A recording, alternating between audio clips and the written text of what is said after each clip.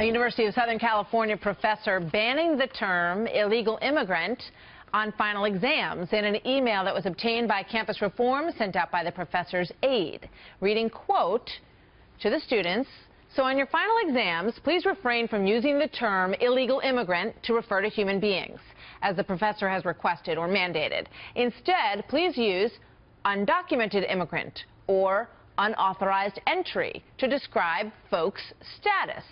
We are joined by Sterling Beard, editor-in-chief of Campus Reform. He keeps pretty good track of these kinds of stories, and we like having him on. Sterling, good morning to you. Good to see you this morning. So how does she and the professor get away with this? Doesn't every student have the right to put whatever words they want in their essay on their final exam? Well, absolutely, they could, but of course, that's always at the, they're always at the mercy of a professor in this kind of situation, and that's the danger of having so many progressives in teaching positions where students, whether they're conservative, moderate, or even lean liberal, but want to talk about things truthfully, when they can't talk about them with the proper language to describe them, that's when you get this sort of situation. Yeah, and when students push back in these sorts of situations, for instance, if someone were to say, well, I believe that these individuals broke the law and that makes them illegal immigrants, they would probably not get a good grade, I'm assuming, or at least get points off for using a phrase that wasn't supposed to be used.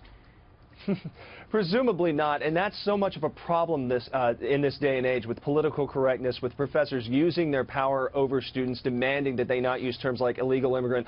Look, this is the sort of thing we see every day at the Leadership Institute's Campus Reform, and it's scary because this is how you get into a situation with Fahrenheit 451.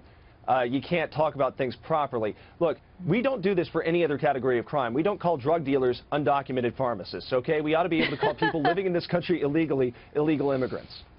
You know, what do you think in terms of, I know there is pushback for students on campuses who voted for Donald Trump, who have been berated by their fellow students and who've been ostracized by their fellow students. Is there any indication from what you study and look at all the time in this country that this election is going to change any of the sort of things that we're seeing in this email? I think to a certain point, but it will be from the students' point of view. Remember, these are the tenured radicals that you've had in universities for years, if not multiple decades. So I don't think you're going to see a tremendous shift on the part of the professors. The pushback is going to come from students who will no longer be afraid to speak their mind, because we've now kind of entered the, I think in a lot of regards, post-political correctness era. Look, students are becoming less and less afraid to say, no, this is wrong, this is illegal immigration, it's not whatever, sort of euphemistic term you want me to use. This is what it is, this is what we're going to call it. So we'll see what happens the next 4 to 8 years on this. Yeah, we sure will. And I know you've given these students a voice and a bit of a platform to say that they want to stick up for their freedom of speech. So thank you very much, Sterling. Good to see you. We'll see you next time. Absolutely. Thank you.